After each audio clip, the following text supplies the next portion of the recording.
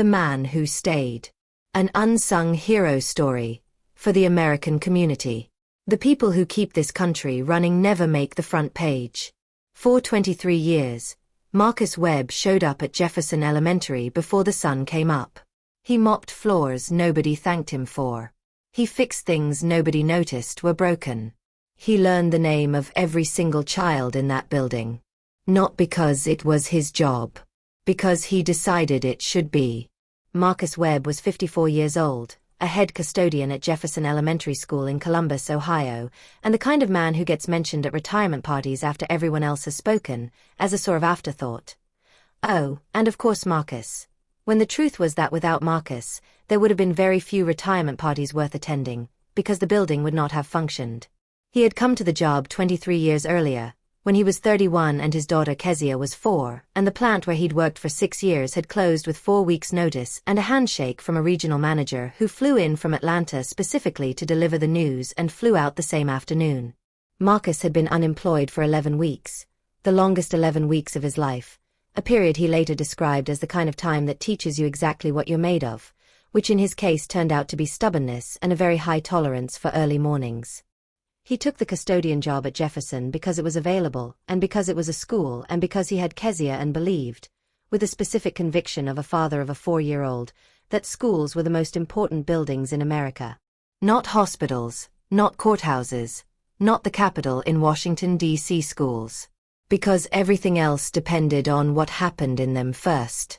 He showed up at 5:30 a.m. on his first day and never adjusted that arrival time in 23 years. Marcus had a theory about invisible work. He said, if you do your job right, nobody knows you did it. The floor is clean and they walk on it. The boiler runs and they're warm. The broken thing is fixed and they never knew it was broken. He said, that's not a failure of recognition. That's what success looks like. The hallways of Jefferson Elementary smelled like pine cleaner and floor wax in the mornings, before anyone arrived. This was Marcus. The gym floor was polished twice a month and reflected the overhead lights like a mirror. This was Marcus. The teacher's lounge coffee maker had been repaired 14 times rather than replaced because Marcus had a gift for small appliances and a genuine philosophical objection to waste. The flag above the entrance was never faded, because Marcus tracked the sun exposure and replaced it on a rotation he had calculated himself, with his own money for the first 2 years before the principal noticed and added it to the supply budget. He knew the name of every child in the building. All 412 of them. He learned them from the class lists at the start of each school year and confirmed them by introducing himself in the hallway on the first day. Hey, I'm Mr. Marcus. I'm gonna know your name all year, so you might as well know mine. They loved this. Children love adults who take them seriously enough to bother. There were things Marcus did that were not in his job description and that he never mentioned to anyone, not because he was modest, but because he genuinely did not think of them as remarkable. He kept a box in the supply closet. In the box, spare socks, in several sizes. Granola bars. A couple of clean t-shirts in the most common elementary school sizes. Travel-sized deodorant for the older kids. A small notebook where he tracked the names of children who came to school in the morning without having eaten. He could tell, not because he was trained to, but because he had been paying attention for 23 years, and hunger has a specific quality in a child's face that once you learn to read you cannot unread. He would find a reason to be near those kids at lunch and make sure they had a tray. He never told the principal. He never told the counselor. He told his wife Diane once, who said, Marcus, you know the school has resources for this. He said, I know. But those resources have forms and wait times, and in the meantime a kid is going home without dinner. So, there was a boy in 3rd grade named Deshaun who came to school every Monday without fail with dark circles under his eyes and the particular distraction of a child who has not had a quiet weekend. Marcus started appearing near Deshaun's classroom on Monday mornings with something that needed fixing in the hallway, a screw in a locker, a ceiling tile to check, reasons to be nearby when Deshaun arrived, reasons to say, hey man, you good? Not in a way that required an answer. Just in a way that said, I see you. Someone in this building sees you. Deshaun is 27 now. He works in IT in Cleveland. He came back to Jefferson 3 years ago, when he heard that Marcus was retiring, and stood in the gym on the last day of school holding a card signed by every student in the building. A card that the new principal, Mrs. Alvarez, had organized because she had heard the Deshawn story from another teacher who had heard it from Deshawn himself. Marcus read the card in the gym in front of 412 children and 14 teachers and did not cry, because Marcus Webb was not a man who cried at public events, but he pressed his lips together in a way that Diane, watching from the bleachers, recognized immediately. Deshawn's card said, "You were the first adult who ever asked if I was okay without needing me to answer. I spent 15 years trying to figure out what that meant. I think I finally know. It means you were paying attention. Thank you for paying attention." There was a moment, in Marcus's 17th year at Jefferson, that almost didn't happen and that he has thought about almost every day since. He had been passed over for a district-level facilities manager position.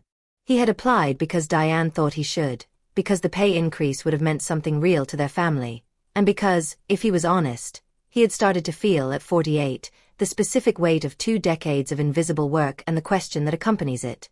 Does it matter that I'm here? Would it matter if I weren't? The position went to a younger man with a facilities management degree from Ohio State. Marcus found out on a Thursday. He sat in his truck in the school parking lot at the end of his shift and did not go inside his house for 45 minutes. He was sitting there when a car pulled up and a woman got out. He recognized her, Patrice Coleman, mother of twins in 2nd grade, a nurse who worked night shifts and dropped her kids off every morning looking like she hadn't slept, which she often hadn't. She was heading for the entrance and then she saw him in the truck and stopped. She knocked on the window. He rolled it down. She said, "You okay, Mr. Marcus?" He said, "Just thinking." She said, "My boys talk about you every single day. Every day.